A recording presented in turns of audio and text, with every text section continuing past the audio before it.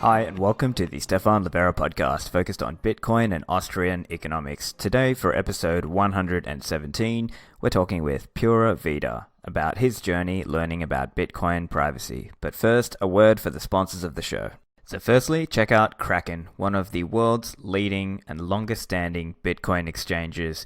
They're consistently rated the best. They have a high quality platform. They offer some of the best liquidity in the industry. There's high trading volume and low fees with no minimum or hidden fees. On top of that, Kraken are renowned for their focus on security with Kraken Security Labs.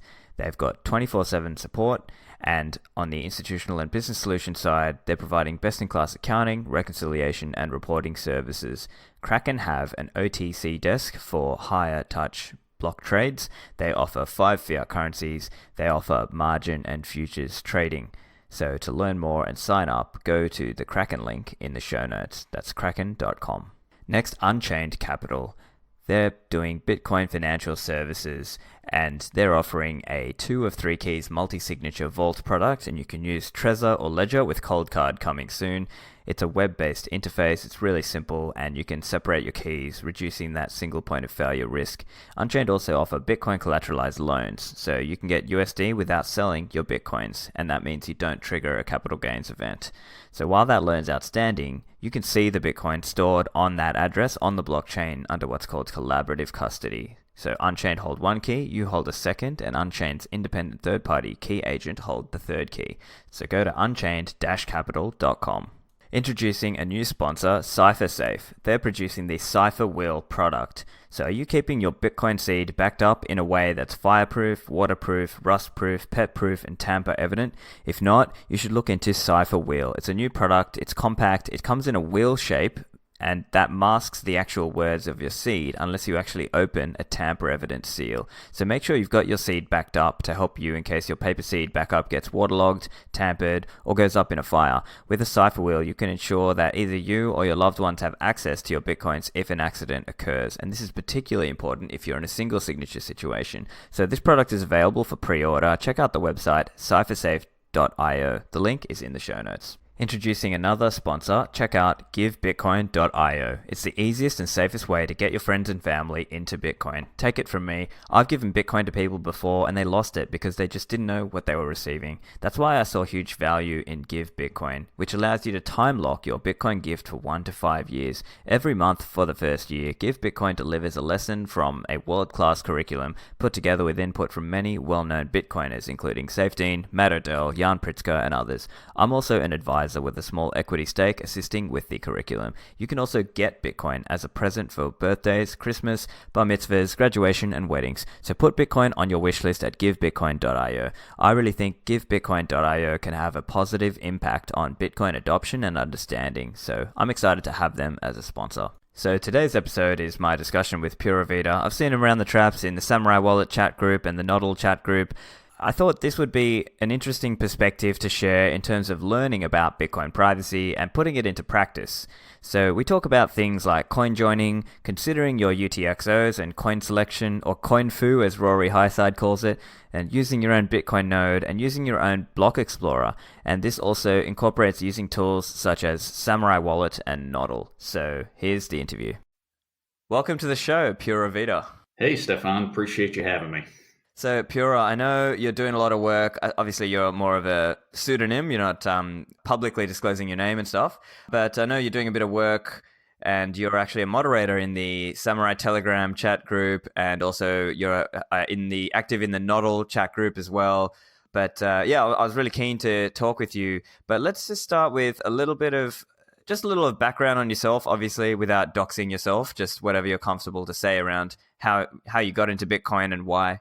Yeah, sure. Honestly, I was always a gold and silver guy back in the day. I always wanted to control my money. I was never a big fan of the banks. One of my buddies, I guess it was probably back in 2015, talked to me a little bit about Bitcoin. Unfortunately, I was not one of the 2009, 2010 guys like all of us wish we were. But so he started talking to me about it. We got online, started playing around with it, spending it, trading it, doing things we shouldn't be doing probably on the trading side. But now that I know more about it. But, got into it and really started seeing the value in it. And from there, as the years progressed, the big bull market, we all rode up and rode back down and everything.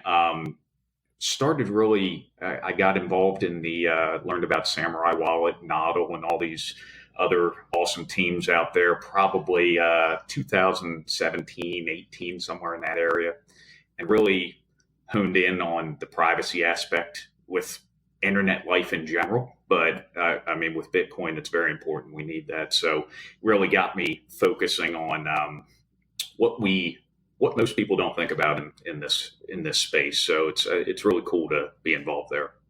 Awesome, man. And so tell us a little bit of your journey of how maybe in the earlier days you might have just used random wallets, but now you've sort of learned more of the ethos of running your own full node and connecting to your own full node. Oh yeah. So I couldn't tell you how many wallets I've had on my phone. It's been anything from Bread before it was BRD. I've had, I don't even know what other wallets I've had on there, just random Bitcoin wallets that popped up in the iOS App Store because I was using Apple at the time. So I was, we're all pretty limited there on what we could get. The functionality, well, Coinbase wallet too, that's just unfortunately what was easy to use then. There really wasn't many good ones out there. They were starting to pop up. Learning coin control and everything was important. So trying to figure out what wallet gave you the full coin control, what wallet let you send it off their wallet to your own hardware wallet. So started learning more on the hardware wallet side, and really through that whole process, still not really thinking about the privacy side yet, and that's a whole different aspect there. So my journey was iOS based. Got somehow, I think it was a Andreas Antonopoulos chat, heard him talking about Samourai Wallet on one of his videos, went and joined the group, and they really opened my eyes before I even started using the wallet on how privacy should function and work within the Bitcoin ecosystem and just in life in general, and how bad I was at it, honestly. And all of us are probably. It's unbelievable. So got talking about, or started focusing on Samourai, and I heard people saying, just get you a cheap Android phone and get you a $50 phone, $100 phone. Did that, started playing with the wallet, loved it. And eventually 3 Androids later, got a nice Android phone, and I haven't looked at iOS since, right? So, that's where I am in life with the wallet side. So after that, I was one of the first Casa node guys. So right when Jameson tweeted that Casa was rolling out a node, I got on board, got involved there, really liked what they were doing, the whole Lightning Network thing, second layer solutions, bringing privacy to Bitcoin, kind of clicked in my head a little bit, how that's an option as well. So I wanted to, join on the node in a box thing. I was running a full node for a while. It was on a desktop computer, laptop, or whatever. But there's also a lot of issues there you have with, you're running hundreds of different software programs that you don't know what they're doing to different parts of the computer there. So there's some threat vectors you have to watch out for. And I wasn't really thinking through that, nor was I doing a lot on a desktop wallet anyway. But the node all in a box, its own hardware doing its own thing, really clicked in my head. So jumped on with Casa, then Nodl came out, and I saw the power that Nodl had. So got a Nodl not too long after. And ever since, I've just been building. So I've got multiple nodes. Electrum, started with Electrum Personal Server, learning about bringing, controlling those keys, verifying all your own transactions, not relying on block explorers to give you that information is very important. And from there, you have BTC Pay Server availability. So I'm part of the Lightning Hood team. So we had a store and all that. So we used BTC Pay Server with that as well. But then with Samourai rolling Dojo out, spun that up on a desktop, pointing it to the Bitcoin node on my Nodl. And now in my mind, full-fledged self-sovereignty there. I'm doing everything myself, from verifying all my Whirlpool mixing transactions, through Dojo, verifying all my mobile wallet transactions, and then anything I'm doing with hardware wallets as well. So it's trying to start that full stack compatibility there. Right, yeah, and let's break that down a little bit just for listeners who might not be as familiar. So typically a lot of wallets are basically calling out to somebody else's server. And so the idea here is if you're able to set up your own Bitcoin server, then you can do that in a way that's more respecting of your own privacy, and you're also not trusting, because how do you know that, for example, if you're trusting somebody else's server, how do you know they're not lying to you, right? And so that is where these node products can come in. And can you tell us a little bit about your process around setting up the Nodl and then connecting that with your own devices? Yeah, sure. So Keto Miner's done a great job building that product. So when you get the box itself, virtually plug and play, right? So you're plugging it in, you log in, you can SSH into it if you want to get root access to it and do anything you want on the box outside of the GUI or the web interface. But basically, when you log into your web interface, set your password and everything, you have access. You start by installing Bitcoin D. Then right behind that, I always prefer to go with Tor. So run everything behind Tor, no matter what, if you can, in that aspect. From there, you can install LND and the Lightning Network daemon there. If you want BTC Pay Server, you can do that.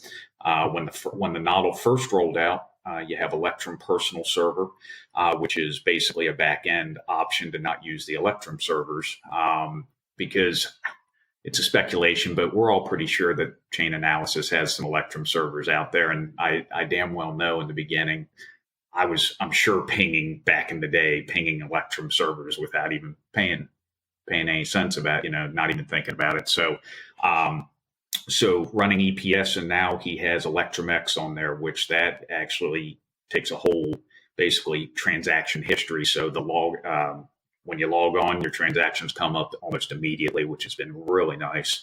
And you can run a lot more wallets on there. And you're also not putting your XPubs into Electrum Personal Server. So when you do Electrum Personal Server, you're putting your XPubs on there. And, that's a risk factor, I guess, exposing those XPubs. If somebody malicious somehow got into your computer or something, and it's all those XPubs again. It's just exposing things you don't want out there. When it comes to Bitcoin privacy, I think there are different parts in the life cycle, if you will, right? Because you've got acquiring the Bitcoins and storing the Bitcoins and spending those Bitcoins.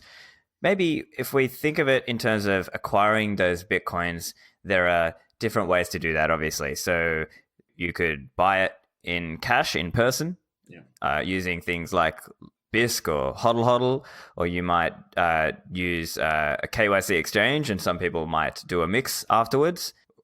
How do you think about those ways of acquiring Bitcoin, and then what should listeners be thinking of when it comes to their Bitcoin privacy and what they've just done in terms of how they acquired those Bitcoins? Sure. So honestly, it all comes down to a threat level in my mind, right? So most people out there are going to go with what's easy. It's going to be a KYC, nice interface, quick. The fees are not bad. So your Coinbase is, and I'm just speaking in terms of localized to me, but Coinbase, your Cash App, I don't even know, even just a standard exchange, right? If they're doing a little trading, you can buy on there with however you send money to Gemini and buy that way, right? So it depends on your threat level. If you don't care, you're in it for the trading, by all means, do whatever you want. Again, not your keys, not your coins, right? So buying on an exchange KYC, what you're doing is they will report you to whatever tax authority you're in. They might not give you your reports, but they're watching and they can find that out, right? So your other options, you got BISC, completely decentralized exchange. It's a great product. The liquidity's a little off and on depending on where you are, right? But it functions, it works, it's great. HODL I've never personally used, but it seems to be a really good option out there. And local Bitcoins before they started really hammering down on the KYC was great. Luckily, I met a guy that I can do cash trades if I ever buy Bitcoin, which I don't do. I can do cash trades with him if I wanted to, or anybody could do that if they know. So the threat model, though, what you have is your UTXOs. They don't when you put them into a wallet. We'll use Coinbase for instance. You want to buy $150 worth of Bitcoin. They're going to send you a transaction. Say you want to send it to your hardware wallet. Okay, it goes off Coinbase to your hardware wallet. Just say Trezor or Cold Card. Well, then another day you have your Samourai wallet. You found a guy that's got 150. You just do cash transaction, right? You send it to that same hardware wallet. If you're not thinking about it, you actually have $150 in Bitcoin in one UTXO that hasn't been tied to your name in any way.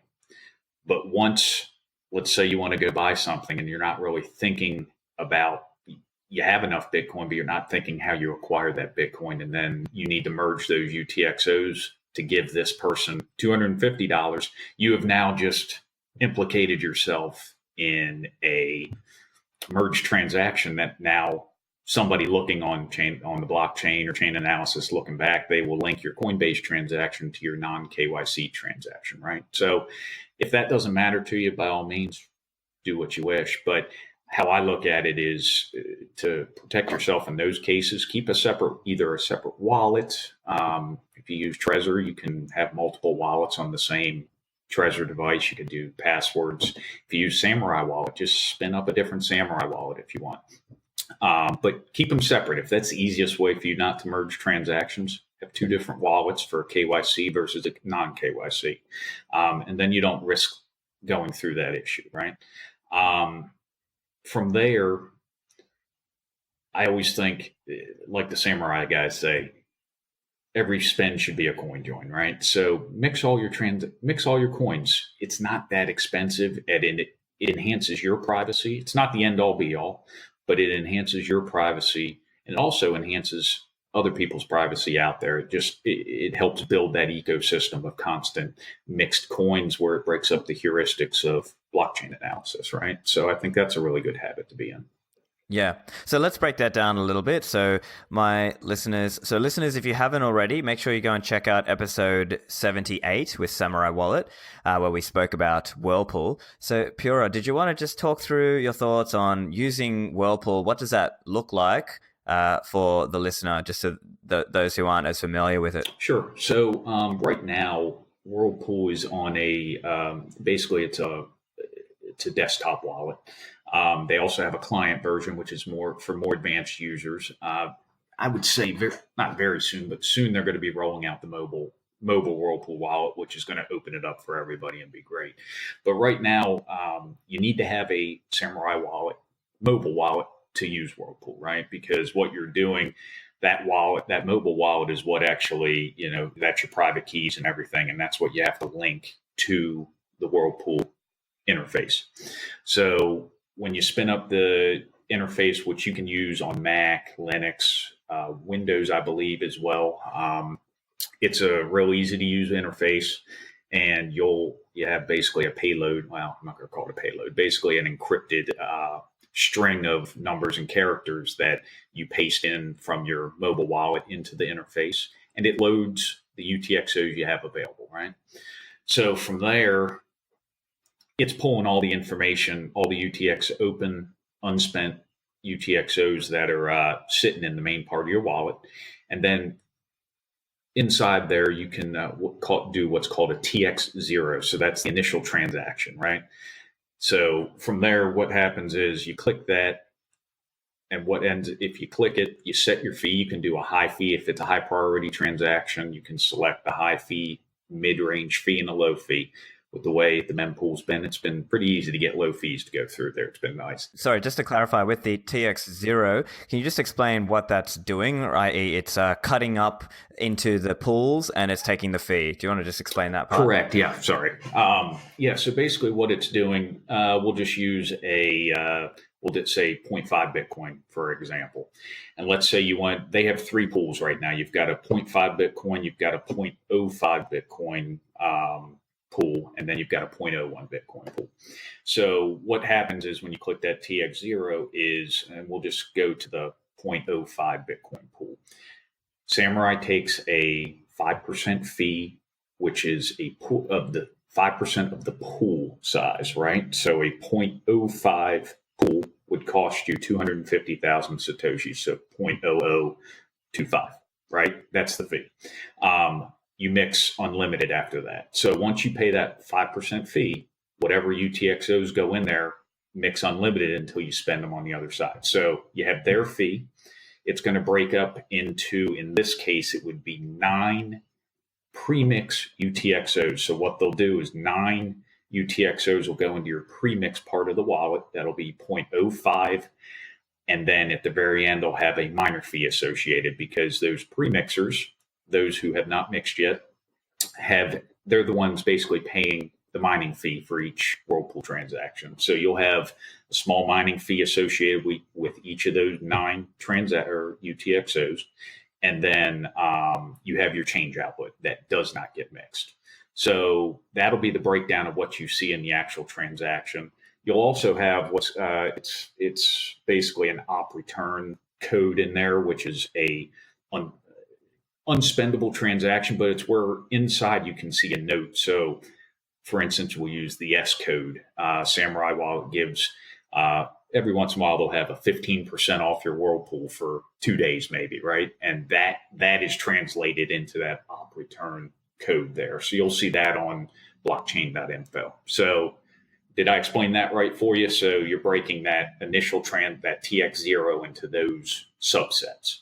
Gotcha. And then I think it's important to note that difference, because that's a slight difference in the way, say, Wasabi mixing happens, where Samourai has that structure of having that initial TX0, which I think creates an additional separation, whereas the Wasabi, it's sort of mixing straight away. And I think this comes down to the structure of the mix and how the solution has been architected, if you will, right?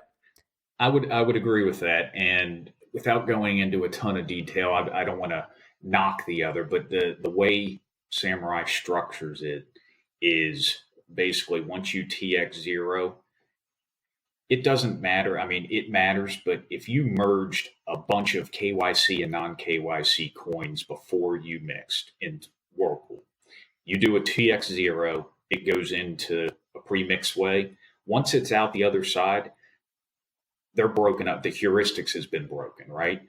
The way the Wasabi structure is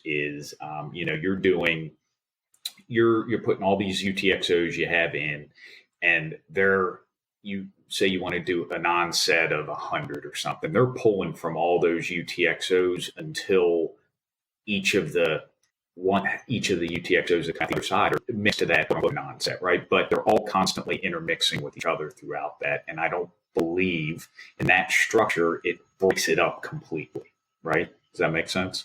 Yeah, I get you. So again, I don't want to start a debate or anything, but I think it's just a different structure, and I think that part of it, to me, it makes a little more sense in terms of how that's done. But I could hear an argument the other side, right? So maybe a person who's, let's say, the argument might be, okay, well, fine, but Wasabi has a much higher number of users, and therefore that helps. Correct. Yeah. In each mix, right? Yeah. So that's definitely a separation there. So it's a preference thing at that point. I think, in the end, the way it's broken up, it's nice. The mixes go quick, right? So that's another thing. Once you start mixing and the liquidity's there, it's flying through until, you're out of premixers, and then you're waiting. So once you mix, your transaction goes out. Each one of your UTXO outputs is identical. So they're all going to be 0.05. Can't tell the difference. That's where you get that zero deterministic link, which is nice.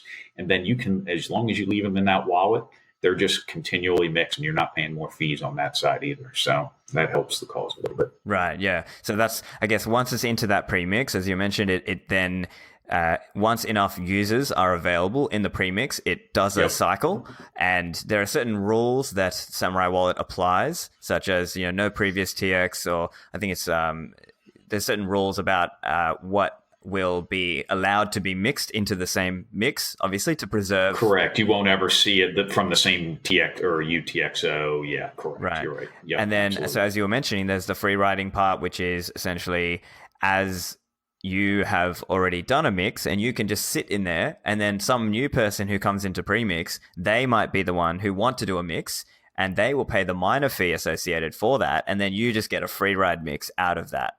Correct. Yeah. And you're providing liquidity for everybody new coming in, right? I mean, you're just adding liquidity, enhancing your anon set, because every mix you're just multiplying that breaking away further from that initial TX0. So it's helping the ecosystem, and it goes quick. Once people are in there and doing it, it's a quick mix. So yeah, absolutely. Gotcha. And now let's talk about the post-mix spending part of this, because I think this is another part where it seems to me like the Samourai approach is a little more holistic in this, from what I've read and what I understand, because Samourai Wallet is essentially trying to push the user down pathways where they're less likely to screw themselves over by accidentally merging a post-mix UTXO with a pre-mix UTXO. So as I understand with Samourai Wallet, you've got that menu, and then you go into post-mix spend. I think right now that's a temporary thing until it all till, the UI fixes up or is iterated further.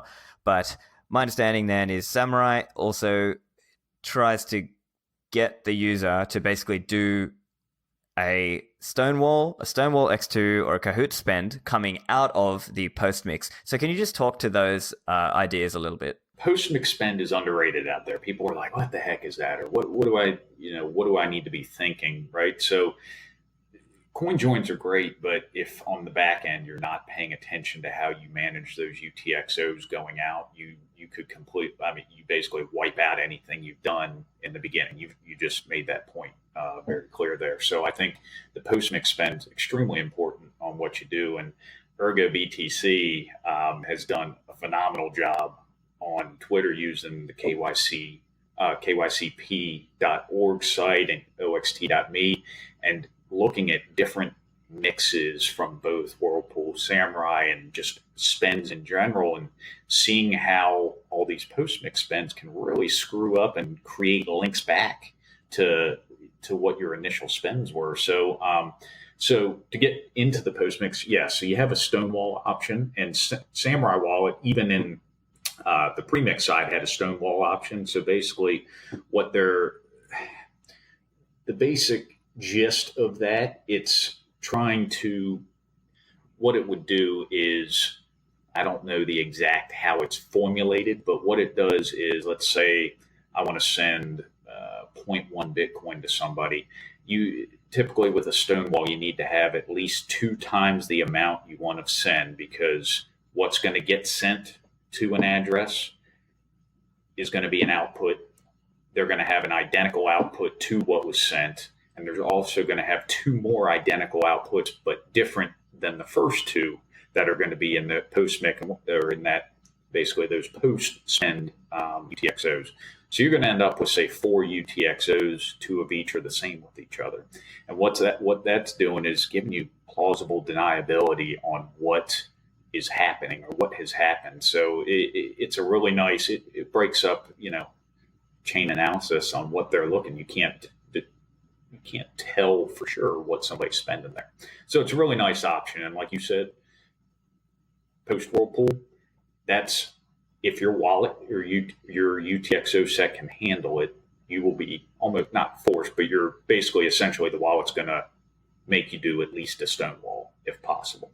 So, and one thing we didn't even bring up before Stonewall, you can manage the UTXOs single as well. So if you want to send each one by one, you can do that. And again, that's a really nice way to make sure you're not going to merge them as well, especially if you're going to cold storage or something. So, yes, you can do single, you can do a Stonewall. The Stonewall times 2 is basically you're coordinating with, say, a friend. Now, again, you're adding a trusted third party that's a friend, but they will see in that structure, they're going to be able to look back on the blockchain and see 2 UTX. They'll know 2 of them were theirs. They'll know 2 are yours, right? So they can backtrace at least so far and see something. So you have to add a little layer of trust in there. So make sure you know that. But again, it's going to create a similar output to what the Stonewall does. You're just using somebody else's UTXOs along with yours to, again, further break up some of that, what, chain analysis would look at and see. Gotcha. And do you want to just talk through what a stowaway is? Now, my understanding there is this is if you are spending to another Samourai user, and this is basically like a pay join that does not reveal the actual amount spent.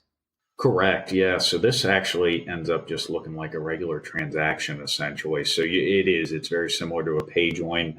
You are doing it with another Samourai user. And again, you're adding that layer of trust in there. They are going to see those UTXOs you're spending. So definitely keep that in mind. But it looks like none of the outputs actually match what is being sent, which is really cool. And I'm not too big of a math guy. It's amazing to me how these guys build this stuff and make all this happen. But it's a very good way to break up what chain analysis is going to look like, or anybody looking back on the blockchain is going to see. So yeah, that's a really good option as well.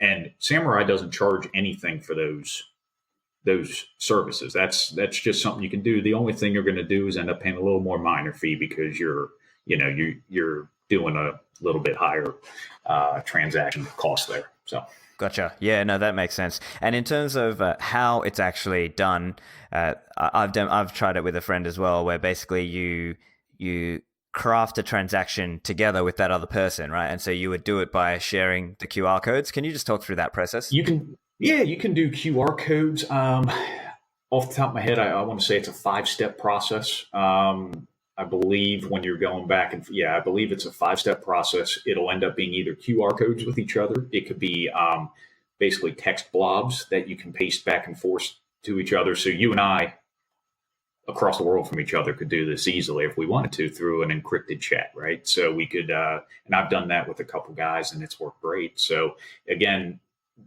every once in a while you'll find out it doesn't work if somebody's UTXO set isn't set up for it too. So you have to make sure somebody has enough mix of coins in there to be able to handle the value of the transaction going through as well. Got it. Sorry, could you explain that part a little bit? So that's one part where sometimes when I'm testing with a friend, I wasn't able to construct it because, as you mentioned, the UTXOs weren't configured in the right way, or there weren't enough there to craft or construct that transaction. Could you just outline what are some of the guidelines for that? Well, that's a good question. You might stump me here, but all right. So, like I said, kind of Stonewall, you have to have at least double the amount that it's going to need at least double the amount that you're wanting to send, right? So if your UTXO set, say you want to send 0.1, but you only have 0.15, it's not going to Stonewall, right?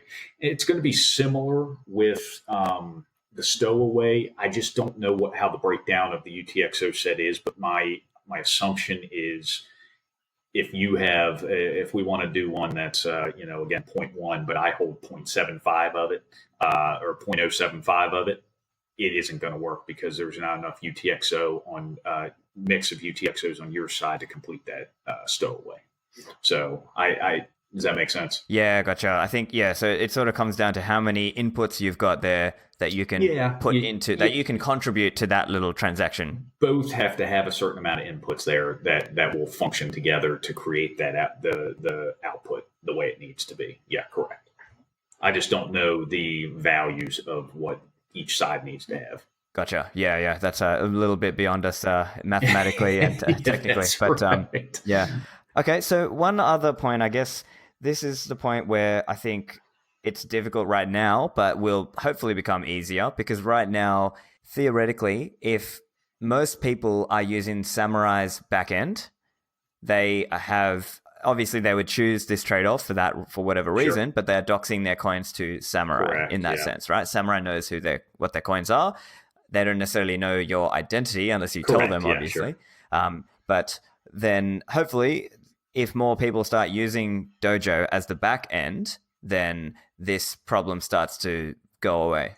Yeah, so Dojo, when they released that to everybody, that was great because what we basically all have an option to have out here is our own full Samourai backend, right? So what we have, what they released is identical to what they use, what their servers are. Now theirs are a lot larger because they're thousands of people are using them, right? So, but the software itself is the same. So what they do, I mean, they have a log X, they have X pubs. They know all the transactions going in and out. Like what you said, they know nothing about us unless we give that information to them, right? So they don't log IPs or anything. So again, it's a threat level thing. If you're more comfortable relying on their server, just like you're more comfortable relying on the Trezor web wallet, or just, it's a threat level thing. So, but for those that want full coin control for themselves, and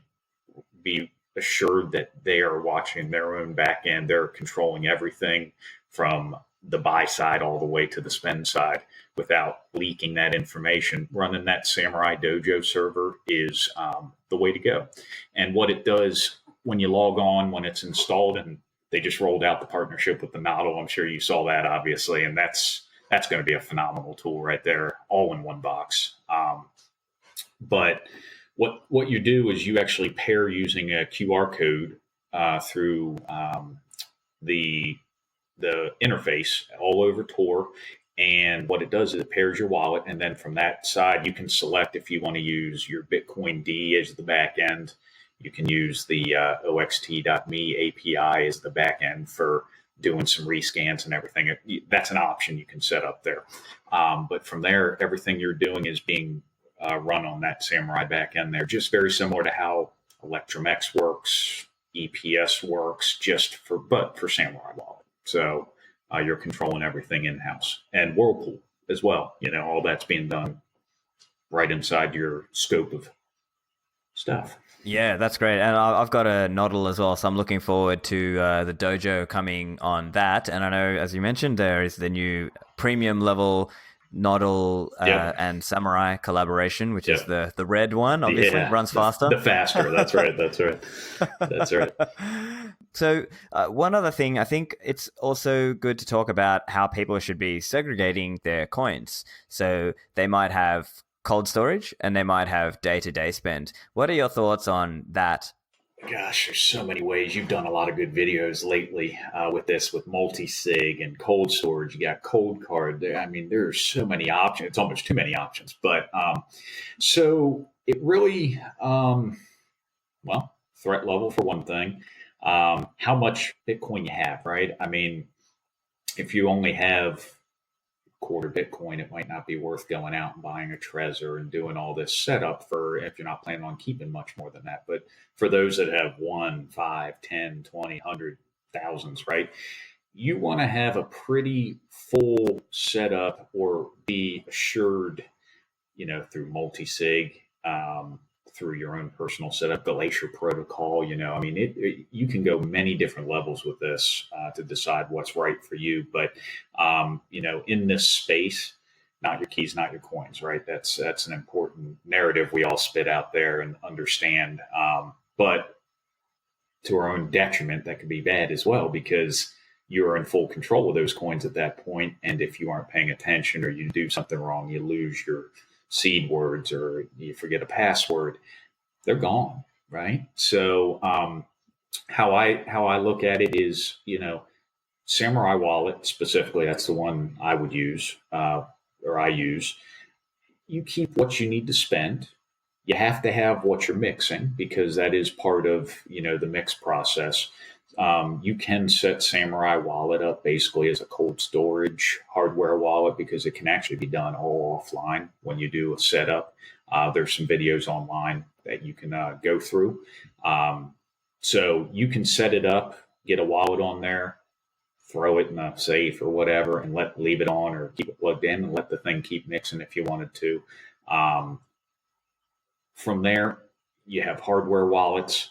You've got your multi-sig. Everything. Hardware wallets, I think, are important. I think that the cold card's my favorite. I don't know what your thoughts are there, but I like the cold card. I like the partially signed Bitcoin transaction portion to that. I think that's the air gap way is the way to go.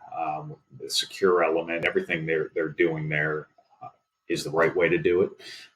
Trezor's done a great job. They finally went Bitcoin only on some of the firmware, which I think is really cool. It closes off some of those attack vectors. And I believe I heard somewhere they are rolling out they'll get away from that web interface and have a desktop style application. Did you hear that as well? Yeah, they are having. They're going to be coming out with Trezor Suite. Yeah, Trezor Suite. That's it. So, having a hardware wallet for basically the bulk storage is not a bad way to go. I think multi-sig, as it simplifies, Castle's done a great job, honestly, creating some simplification there. You're also adding a layer of trust a little bit in there because you're doxing a little bit of your information, of your public or your XPub information. So they could technically see what you have, but they offer a good solution for those that maybe aren't so technically savvy to control and keep those Bitcoins safe, right? I'm sorry, I might have got off topic. Yeah.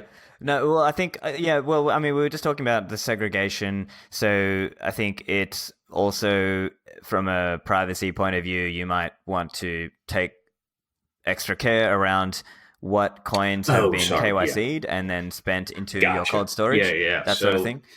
And whether you would like run that through a mix before spending into cold storage, that kind of thing, and then have a smaller amount, obviously, that you keep on your phone for day-to-day use, let's say. Gotcha. So yeah, I went completely off topic there.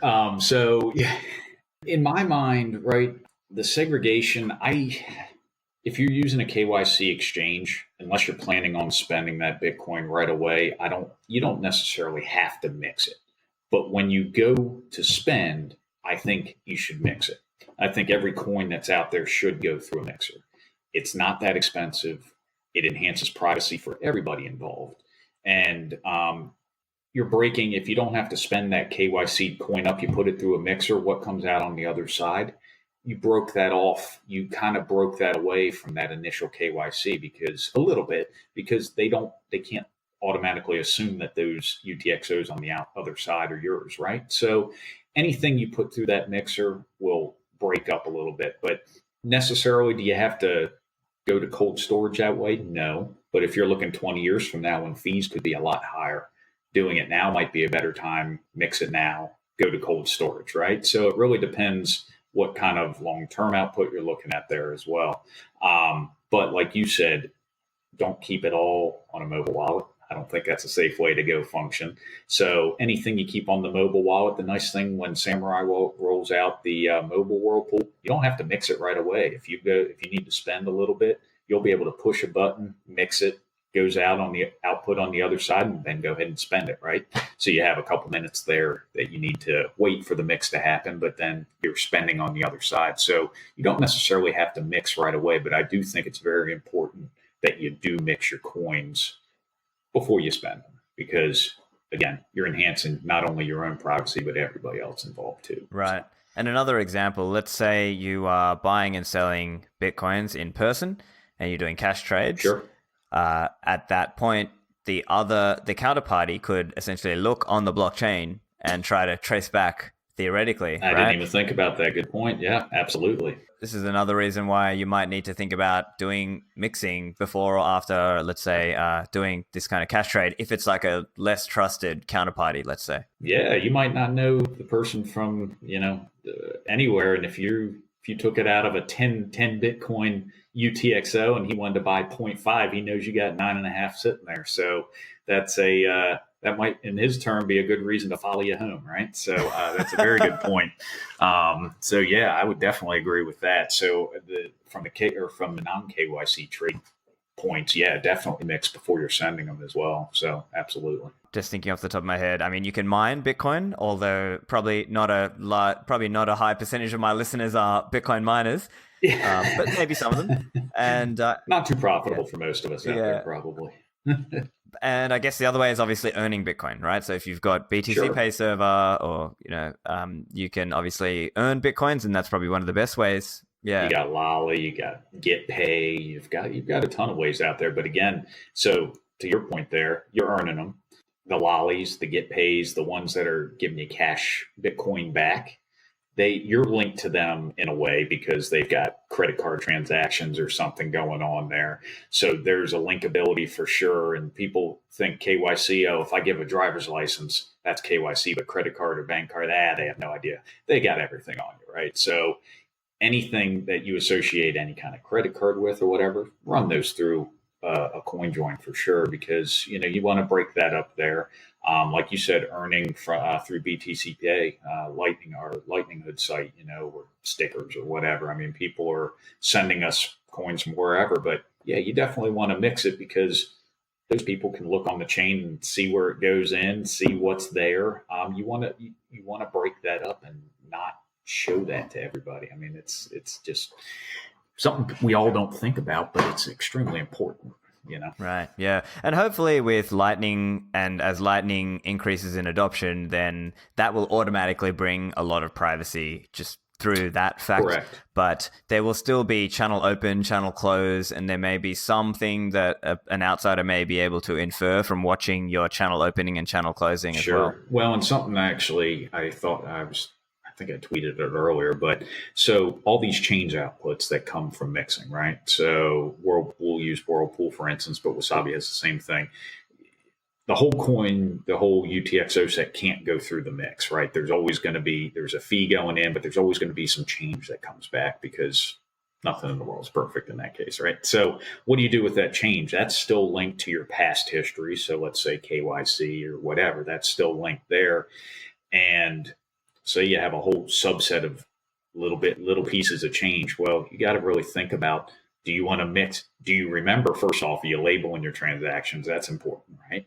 And if you aren't, if you just go through and just merge all those pre-mixed transactions or the change transactions, there you go. You just linked a bunch of mixes that you just put together, right? You don't link the other side, but you at least link that you did a bunch of mixes, right? But one thing you can do that I've used that works really well is you can take those small bits of change and put them into Lightning using Zigzag or using Submarine Swap, some of these tools that actually take on chain and swap it into Lightning for you. You're using the service, you pay a little fee, but you miss going into the open a channel phase, you just go right into Lightning. So that's a really good tool. Right now, at least, to get rid of some of that little bit of change you have. Right. Yeah. So. That's a difficulty as well. I've noticed. I think Samourai are aiming to come out with something on this. I think the function they were calling it "mix the change," so they might have something in future on that.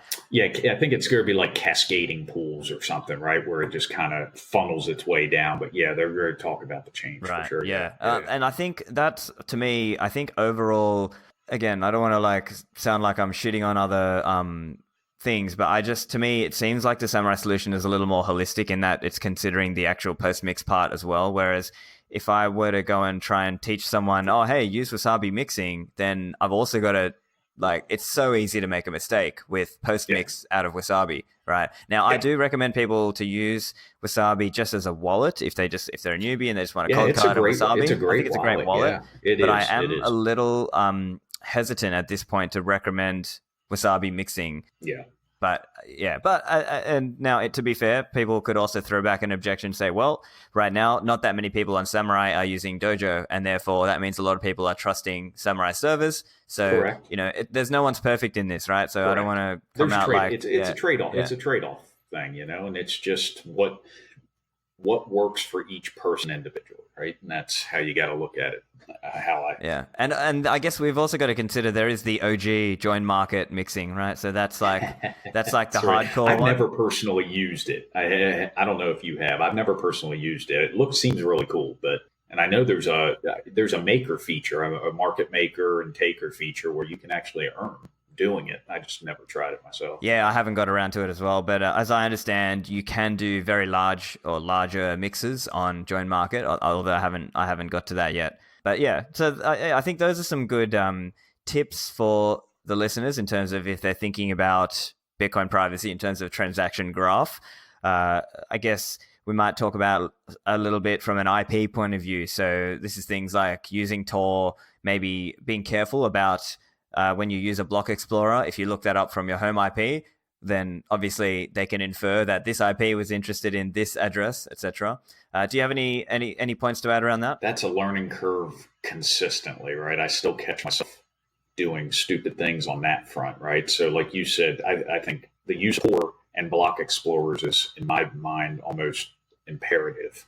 Like you said, if you're using Firefox, it's set up to your IP, maybe even a VPN, right? Well, VPN still logs that IP, right? So once you do that, you look up a transaction. Okay, they know it came from you. Well, let's say you look up another transaction from a cold storage wallet. You just want to say, I just want to check on my coins that are in cold storage. Well, shoot, now they know that IP looked at this wallet and this wallet, right? And even for Tor, believe it or not, it's the same way. If you don't change your identity between transactions and you look up, now granted, Onion, right? So Onion routing, it hides it a little better. But if you don't change your Tor identity in between looking up a transaction, you can still, somebody I'm sure out there, not me, but somebody out there could probably dig through there and say, okay, this Tor relay, this Tor, however it's set up, they looked at this transaction.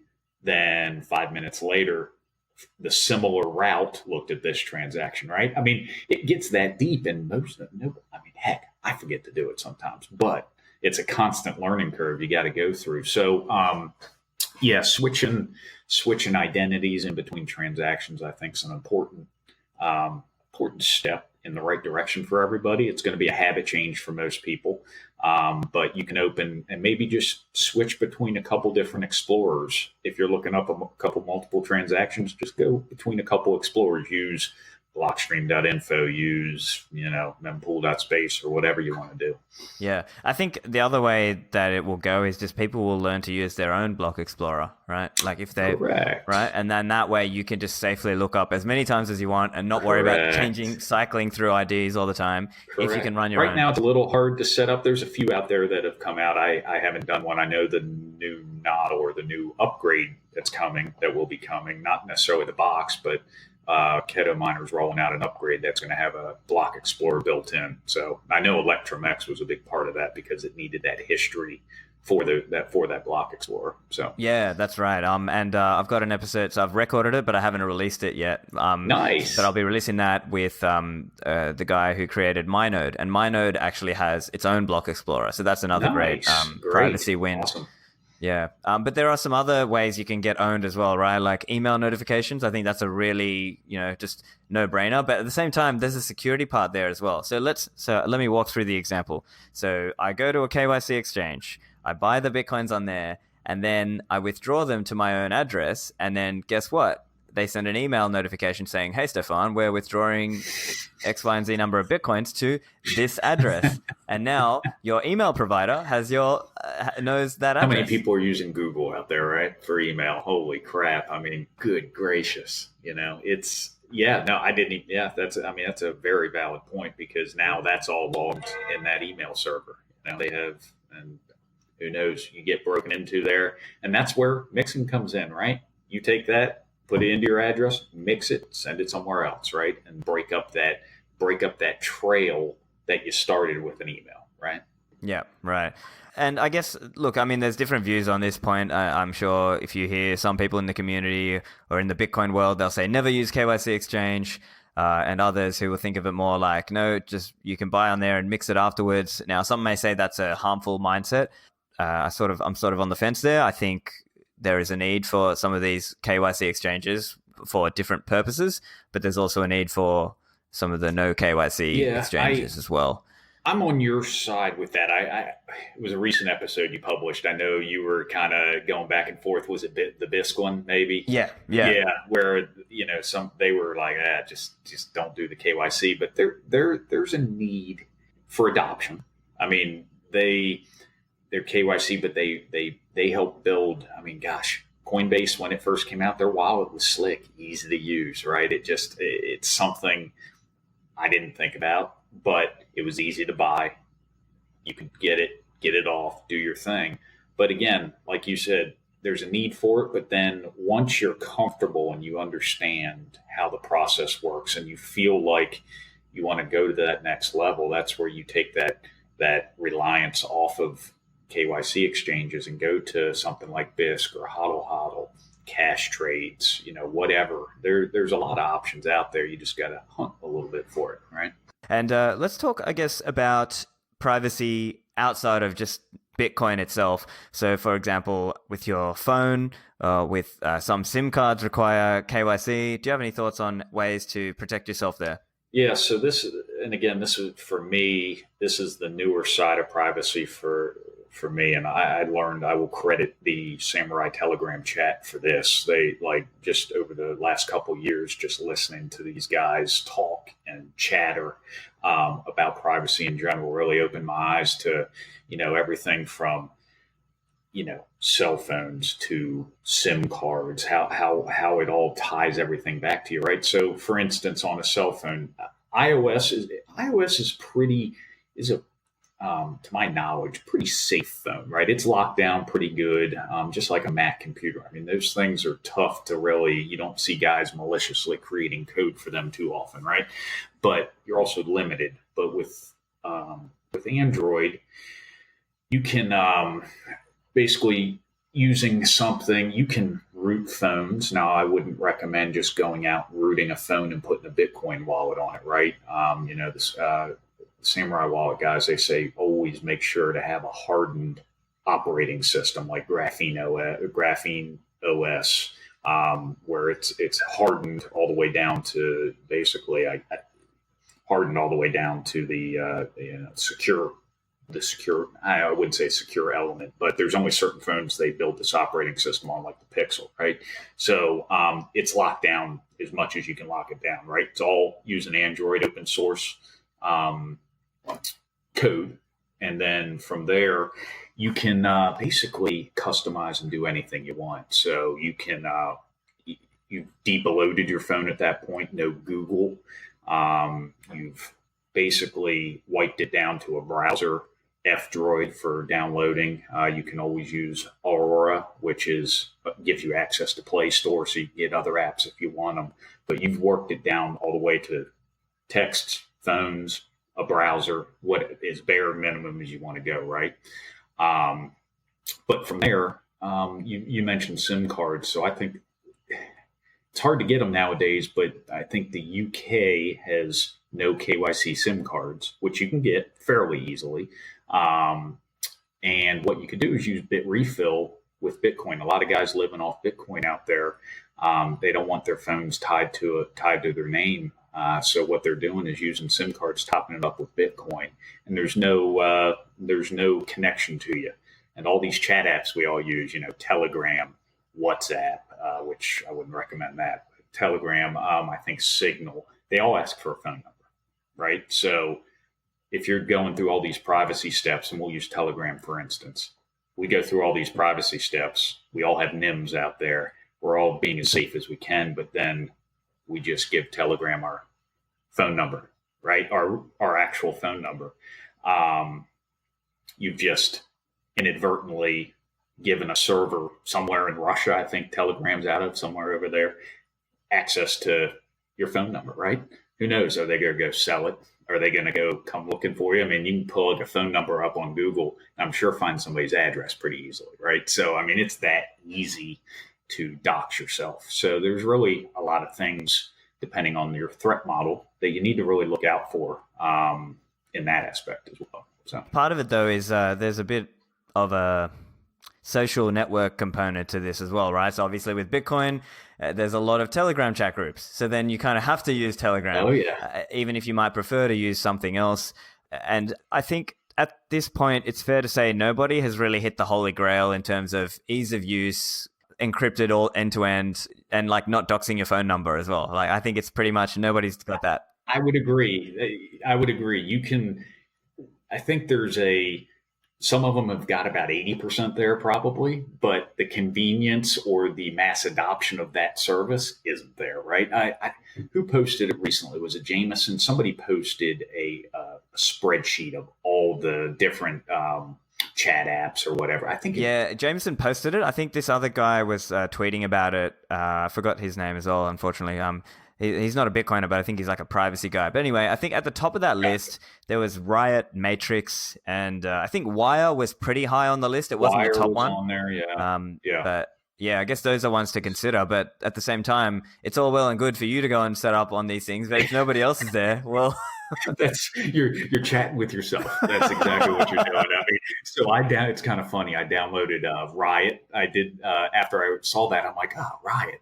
The Purism guys use Riot, and got looking at it. I'm like, oh, this is great. Who the hell do I talk to? There's nobody there to talk to, right? So there I'm back to Telegram again, and it's like I got to go sell people to come to Riot if I want to use it, So I don't know. What do you think there will be a holy grail in that aspect anytime soon? I mean, that's maybe not anytime soon. But if we were to get enough of a community momentum around something, then maybe we could push people to go to Riot or I don't know, one of these apps, right? Yeah. Who knows? But then the other challenges as well is what if it gets superseded later and people are getting fatigued from having 7,000 different chat apps on their phone? So. Yeah. I think part of the real issue, honestly, is the cell providers. I'll be honest with you, the way they've got it set up, we have to use SIM cards for the most part, right? I mean, it's getting a lot better. A lot of places where you can go voice over IP and things like that, which that's great, but you can't do that fully yet. That once I was reading, once 5G gets out there, I think it'll get to that point where you can basically do without SIM cards, right? And then you're at a hardware level battle to create that phone like the Purism guys, the Librem 5 or something that has hard kill switches on the microphones, the cameras, but yet they have the full compatibility to be able to utilize a spectrum like that. And then you could essentially do without SIM cards. And then we're in a different game, I mean, that's where it opens up the door for a lot of these chat apps, the encrypted ones, to really, I think, take off and people utilize them. So. Yeah. What about your thoughts on using a NIM online? Now, I guess I'll just offer some quick thoughts myself. I think within Bitcoin, it is useful that there are some people, like me, just real name, real face. They're out there just to kind of give newbies a face to look at, and but then for people, there's also a lot of value to having anonymous or pseudonymous NIMs. Can you comment on your thoughts there and any tips around using a NIM and keeping some privacy in that way? I'm still working my way around this one, right? Online nowadays, NIMs I think are important, especially in our space, because we all have a belief on where this space is taking us, where it's going, where the value will be. And I think we're a very small subset of the ecosystem or the world in general. And when people wake up to what Bitcoin is and the potential of it, it could really harm some people out there if they aren't, paying attention a little bit or being safe with what they do. So I think NIMs are important. It's extremely easy, even if you have a NIM, to dox your NIM. I've done it multiple times without really thinking about it. And again, you're linking phone numbers and different things that maybe your friends might not care about, but other people will see. Facebook, all these Instagram, all that kind of stuff. You're putting your face out there. You're putting your information out there. You need to think before, people need to just think what's more important, right? You're going to give up some convenience. You're going to give up, I haven't had Facebook for, 4 years now, and it's been liberating to say the least. And, but you're giving up some convenience and socialization in that aspect because you're going behind in my case, a Paynim from, the little Paynim robot face, right? I'm going behind a little robot face that, I express out on Twitter and different Telegram and different places. And you're creating almost a separate personality for yourself. But in the end, I think it's important for the protection of yourself and your family in some cases to do that. And people do it in many different ways, right? Sometimes they just create a fake name, fake account. on emails. You can easily do all that. You look. I mean, remember what happened to Jameson, right? Out there in Raleigh, I think it was in North Carolina, where somebody found out where he lived and sent the SWAT team there, just called some bullshit on him and sent the SWAT team there. And God, dude almost got killed by the SWAT team for nothing, right? Just because somebody got pissed at him or whatever it was. I mean, it's dangerous. It's kind of, you got to watch that. So I think people need to think about it, think what's important, and go from there and decide if it's the right thing to do for them. Did you have any parting thoughts to share with the listeners in terms of things they should think about as they're going on that journey of improving their own privacy? I would say just go online, join chat groups, listen to podcasts, ask questions. Believe me, I've asked a ton of questions and I'm learning every day. I mean, it's an experience to go through the journey. My wife looks at me and goes, "Are you crazy?" Something, I mean, she's like, "What the hell are you thinking?" I'm like, "Hey, just let me do my thing, babe." But it's one of those things. Just learn from people, because believe it or not, all these NIMs out here you see in these chats, they want to help you, right? I mean, they value, we're all in this together in the end. We're all fighting the same thing. My world, the government and all that crap, all the BS they put down on us. We're all out here to create a more liberating society, I guess, where we can function together. So we're all in this together. I would just pay attention. I mean, everything you're doing is phenomenal. People just need to listen to podcasts. They're driving down the road. I mean, sitting in traffic for 2 hours going to work. Put some darn podcast on instead of listening to Molly Cyrus or whatever, right? I mean, learn. It's an experience. Go on Twitter, go on Bitcoin Twitter specifically, because there's a lot of good people on there that just there's more than you can read in a day, right? So it's important. Just go on Twitter, go on Telegram, join the Samourai group, join the Nodl group, join whatever group out there, and just learn from people, because there's all over the world. You wouldn't believe what people are doing and going through to keep themselves safe, private, and keeping it going. So yeah, fantastic. Well, look, thank you very much for joining, and I think the listeners will get a bit out of listening to your journey. Yeah, no, I appreciate you having me. Hopefully, I didn't ramble too much on stuff, but I hope just check out everything we talked about. I think people will enjoy going down that rabbit hole a little further. So gives them something a little different to look at. Hope you enjoyed that. Make sure you follow Pura Vida on Twitter and check out some of his work at the Lightning Hood. Also, just a quick note, for Raoul Powell and the guys over at Real Vision, they wanted to share this quick offer just for the listeners who are interested in their gold versus Bitcoin series. So you can go to realvision.com/gold-bitcoin. They're offering a deal where it's 3 months subscription for $1, and they've got a whole range of different speakers as part of the series, including Plan B, Safe Dean, Dan Tapiero, Dan Moorhead, and some others. Lastly, go to stephanlivera.com. You can find the show notes, the transcript, and you can subscribe using a podcast app such as Pocket Casts. Thanks for listening, and I'll see you in the Citadels.